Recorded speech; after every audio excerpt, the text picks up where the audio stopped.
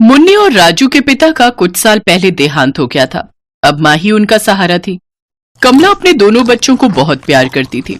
वो उन्हें माँ और बाबा दोनों का प्यार देती थी। एक रोज कमला अपने बच्चों से, बच्चों, घर में राशन खत्म हो गया है, मैं बेलापुर बाजार जाकर थोड़ा राशन ले आती हूँ। अपने गांव के लाला की दुकान बंद है, इसलिए बस से दूसरे गांव जा रही हूँ। शाम तक लौट आऊंगी। तुम दोनों अपना ख्याल रखना। रोटी सब्जी बनाकर रख दी है, भूख लगी तो खा लेना। ऐसे ही दिन से शाम हो गई, लेकिन कमला वापस नहीं लौटी। कुछ देर बाद खबर आई कि बेलापुर गांव की ओर जाने वाली बस नहर में गिर गई है। ये खबर मिलते ही मुन्नी और राजू अपने चाचा चाची के साथ पुलिस स्टेशन पहुंचे। देखिए, कुछ लाशें नदी के बहाव के साथ बह गई हैं। हो सकता है कमला जी की लाश भी बहाव में बह गई हो। दोनों बच्चे अभी छोटे हैं और ये अनाथ हो चुके हैं, इसलिए चाचा चाची होने के नाते आपको ही इनकी देखभाल करनी होगी। बेमन से दोनों चाचा चाची उन बच्चों को अपने साथ घर ले आए, लेकिन उनके चाचा चाची दोनों बच्चों से बहुत बुरा बर्ताव करते। अरे, मैंने तुम दोनों से कहा था सारे घर की साफ सफाई कर लेना, पर अभी तक तुम दोनों ने कोई भी काम नहीं किया। आज मैं तुम दोनों को खाने के लिए कुछ भी नहीं दूंगी। चाची, राजू की तबीयत ठीक नहीं है, उसे बहुत तेज बुखार है। आज उसे रहने दो, मैं अकेले ही सारी घर का काम कर दूंगी। राजू को बहुत भूख लगी है चाची, उसे कुछ दे दो। अब मेरे को मत देना, मैं भूखी रह लूंगी, पर मेरे भाई को कुछ खाने का दे दो, उसे दवाई की भी जरूरत है। अरे, ये बुखार का नाटक करने की कोई जरूरत नहीं है। पहले बाप मर गया, अब माँ चली गई, हमारे सिर पर मुसीबत बनकर बैठ गए हो। चाची, राजू की तबीयत ठीक नहीं है, उसे दवाई दिलवा दो। अरे सरला, इन दोनों को दूर हटा। कितनी बार कहा है, जब घर से काम पर जाने लगूं तो इन मनहूसों की शक्ल मत दिखाया कर। मेरा पूरा दिन खराब हो जाता है। पता नहीं कैसे मनहूस हैं जो अपने माता पिता दोनों को खा गए। अरे, तुम काम पर जाओ, इन दोनों को तो मैं देखती हूँ। मुन्नी और राजू के चाचा चाची दोनों ही बहुत अत्याचारी स्वभाव के थे। माँ तुम कहाँ चली गई? राजू आपको बहुत याद करता है माँ। चाचा चाची बहुत मारते हैं। माँ वापस आ जाओ, हमें तुम्हारी बहुत याद आती है। मुन्नी और राजू बहुत परेशान थे। दिन पर दिन सरला और महेश दोनों उनके साथ बहुत बुरा व्यवहार करने लगे। बसंत पंचमी का दिन था। सरला ने घर में पीले चावल और पीली मिठाई बनाई, पर किसी ने भी मुन्नी और राजू को नहीं बुलाया। गुड्डी रिंकी, मैंने आज पीले चावल और पीला हलवा बनाया है, तुम लोग खाओगे ना? मुझे भी बहुत भूख लगी है मम्मी। चलो अब हम सब मिलकर तैयार होते हैं, फिर हम मंदिर जाएंगे और वहां से आकर चावल और हलवा भी खाएंगे। चाची, हमने सारा काम कर दिया, हम भी आपके साथ मंदिर चलें? चल हट, कोई जरूरत नहीं हमारे साथ मंदिर जाने की। तुम दोनों अनाथ हो, तुम्हारे लिए कोई त्योहार नहीं है। त्योहार उन्हीं का होता है जिनके माता पिता होते हैं। तुम दोनों अनाथ हो, तुम्हारा इस दुनिया में अब कोई नहीं है जो तुम्हें मंदिर लेकर जाएगा। चलो बच्चों, जल्दी से तैयार हो जाओ, फिर हम मंदिर चलेंगे और वहां से घूमने भी जाएंगे। मुन्नी की आंखों में आंसू आ गए। उसके चाचा चाची तैयार होकर मंदिर चले गए। मुन्नी और राजू घर पर अकेले थे। वो रोने लगे। हम दोनों अनाथ हैं, क्या हमारा इस दुनिया में कोई नहीं? हम बिल्कुल अकेले हैं। अब हमें कौन प्यार करेगा, कौन हमारे साथ बातें करेगा? आज बसंत पंचमी के दिन हम नए कपड़े नहीं पहन सकते, चावल नहीं खा सकते क्योंकि हम दोनों अनाथ हैं। मुन्नी और राजू बहुत अकेला महसूस कर रहे थे। बसंत पंचमी के दिन माँ सरस्वती अपने सभी भक्तों को अपना आशीर्वाद देती हैं। जब उन्होंने राजू और मुन्नी की बातों को सुना तो ममतामयी ज्ञान की देवी, करुणा की देवी माँ सरस्वती की आंखें भी छलक आई और वो अपने बच्चों की रक्षा के लिए स्वयं धरती पर उतर आई। माँ सरस्वती मुन्नी और राजू की माँ का रूप ले लेती हैं और उनके पास आती हैं। अपनी माँ को अपने सामने देखकर राजू और मुन्नी लिपट कर रोने लगते हैं। माँ तुम आ गई। माँ, तुम कहाँ चली गई थी? चाचा चाची ने हमें बहुत मारा, हमें बिल्कुल प्यार नहीं किया। माँ, अब हमें छोड़कर कभी मत जाना। सब हमें अनाथ कहते हैं।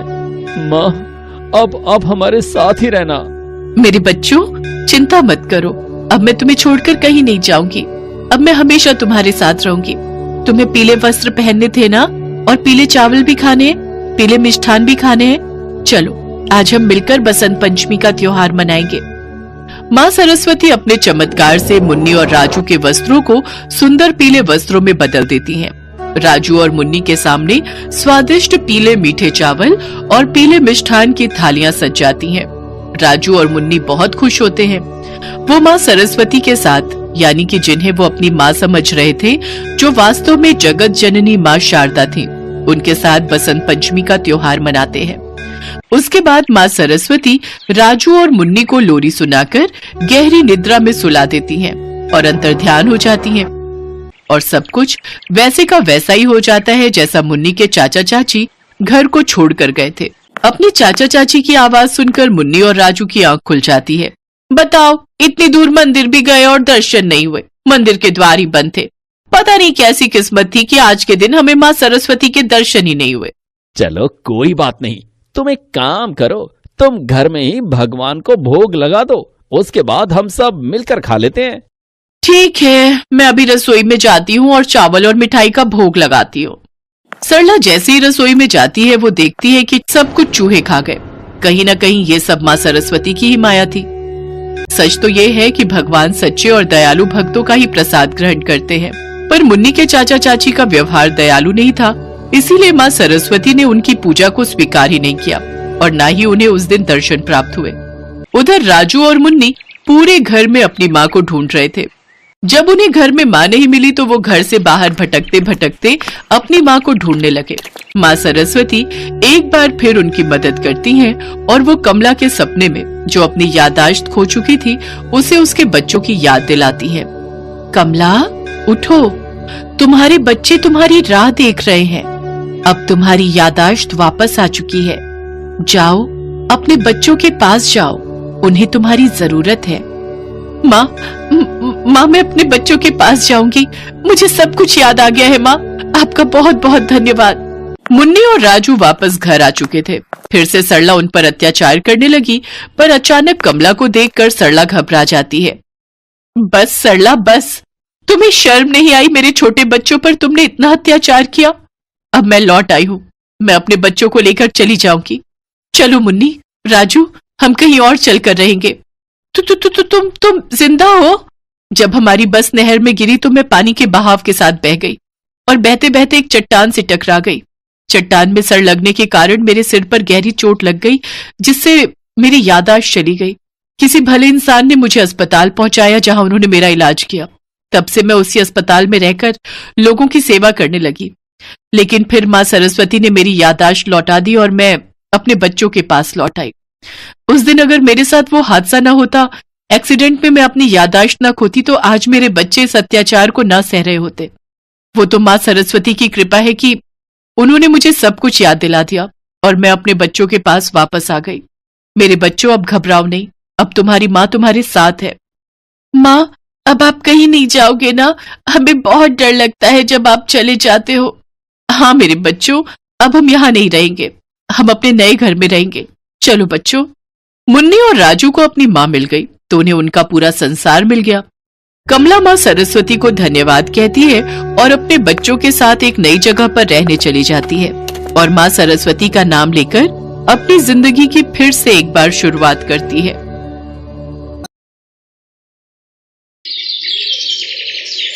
मोहनपुरा गांव के मुखिया राम मोहन प्रजापति, जो माँ दुर्गा के परम भक्त थे और उनकी जान थी उनकी बेटी सुकन्या। बाबा, कहाँ हो आप? हाँ, बस आ गया बेटिया रानी। रुको, जरा गाड़ी पर कपड़ा मार लो। छोड़ो ना बाबा, हम लेट हो जाएंगे। हाँ हाँ, बस हो गया। अरे कम से कम शीशा तो साफ कर लें, वरना तुम्हारी ही सहेलियां बोलेंगी कि सुकन्या के बाबा कितनी गंदी गाड़ी लाते हैं। और सुनो, तुमने माता रानी की पूजा की और उनका श्रृंगार? हाँ बाबा, पूजा भी कर ली और माता रानी का खूब अच्छे से श्रृंगार भी कर दिया। और बाबा एक बात और, हमें छोड़कर किसी के पास गाड़ी है ही नहीं बाबा, तो कोई कुछ बोलेगा ही नहीं। तो अब आप चलिए ना जल्दी। अच्छा अच्छा, ठीक है, हम कल धुलवा लेंगे गाड़ी, आज ऐसे ही छोड़ देते हैं। अब ठीक? इतना कहकर राममोहन प्रजापति जल्दी से अपनी कार में बैठे और आगे की सीट पर उनके बगल में ही सुकन्या भी बैठ गई। राममोहन ने कार आगे बढ़ाई। कुछ ही दूरी पर एक गली के बाहर एक और बच्ची उनका इंतजार कर रही थी। जैसे ही कार उसके आगे रुकी तो वो भी कार में बैठ गई। ऐसे करते करते उस कार की पीछे वाली सीट पर 4 लड़कियां बैठ गई। वो चारों सुकन्या की सहेलियां थी। फिर कुछ देर बाद कार एक सरकारी स्कूल के आगे जाकर रुकी और सारी लड़कियां कार से निकलकर स्कूल की तरफ भागी।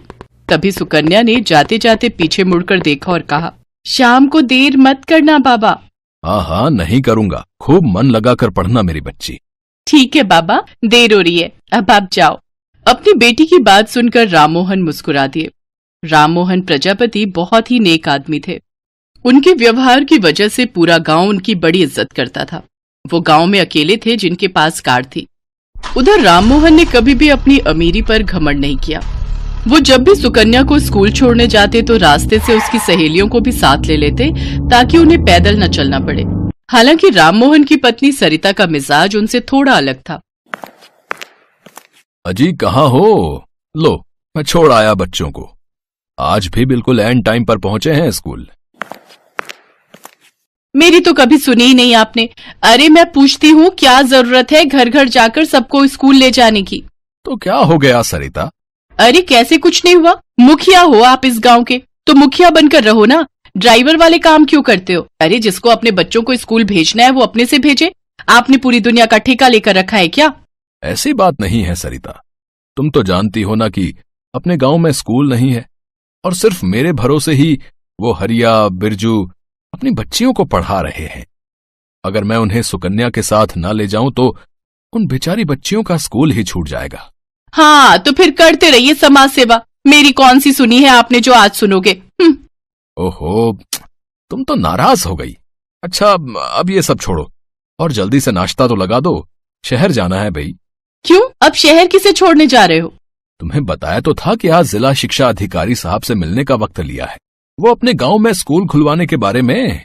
मोहनपुरा गांव में कोई स्कूल नहीं था, बल्कि 4 किलोमीटर दूर प्रीतमपुरा गांव में स्कूल था। राममोहन भी उसी स्कूल में पढ़े थे। राममोहन लगातार कोशिश कर रहे थे कि उनके भी गांव में स्कूल खुल जाए, पर सरकारी काम इतनी आसानी से कहाँ होते हैं। फिर उसी दिन शिक्षा अधिकारी के दफ्तर में। देखिए मुखिया जी, मैंने कई बार आपकी अर्जी ऊपर मंत्रालय तक भिजवाई है, पर वहां से कोई जवाब ही नहीं आता। तो हर बार की तरह आज भी मेरे पास आपसे कहने को कुछ नहीं है। कोई बात नहीं साहब, बस आप बात आगे बढ़ाते रहिएगा। बाकी हमारे बच्चों की किस्मत, ये काम बस आप ही करवा सकते हैं सर। गांव में ही स्कूल हो जाएगा तो हमारे बच्चों को बहुत आसानी हो जाएगी।